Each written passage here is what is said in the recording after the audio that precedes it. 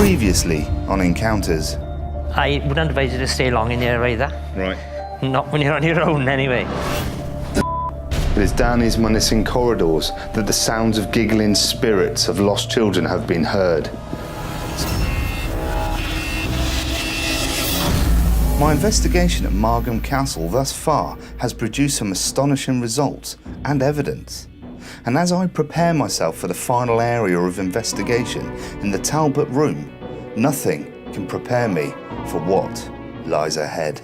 My mate was up here one night and he had a trifle meter in his hand and he was actually standing not far from where I am now. And he went like that and all of a sudden it was like lightning shot down at him.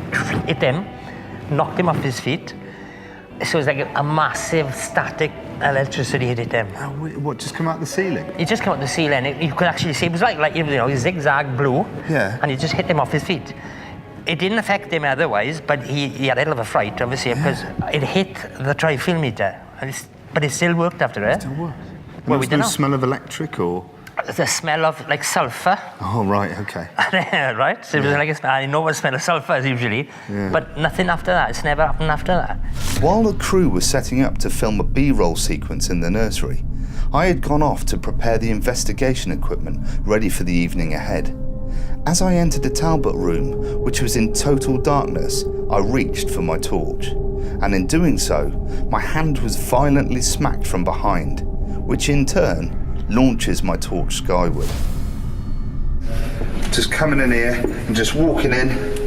I get in here, and obviously it's quite light on the stairs, so in here it's pitch black. I reach in my pocket, get my torch out, and something knocked my hand. And it wasn't the door, because I was in the room, and I got my torch out, and it was like, and that's pretty much where it landed. That's exactly where it landed. And then I'm like, I can't even see where my torch is. There's nothing around you that would have not. No. I couldn't, because if it had been the door, it would have been the front snot. This hit me on the back. I'm just seeing if there's any marks. There's no marks. There's no marks there.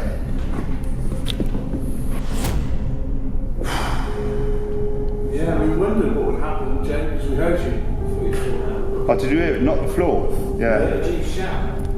Yeah, I said, off. That wasn't pleasant because I wasn't expecting it. You know, we've been doing this game for how long, Kev? But I did not expect that. We've been pushed, we've been tagged, but that was a knock. That was almost, it may have been playful, but it felt malicious. On watching back this footage from my experience in the Talbot Room, explaining to the crew about my unnerving interaction with an unseen entity, I am startled by how disturbed I am. Even minutes after the event. Little did I know at this time that this uneasy dread would have massive repercussions later in my investigation. For the final part of tonight's investigation, I moved to the room which has filled me with pure dread during filming earlier. As the ITC portal device has produced some astonishing results already, I make this the vocal point of attempts at communication. Robert Scott here. Tell you my name? Yes, I know your name. Can you leave her with...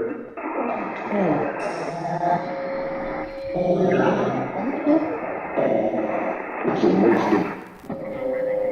Did you say my name?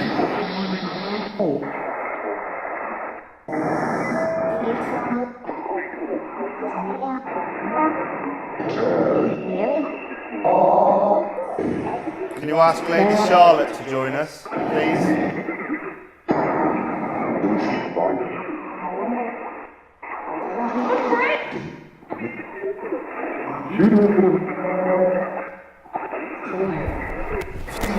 Now what's going on here? Next on Encounters. If you're in there, can you come in here, please? Hello? Is anybody there? Jesus!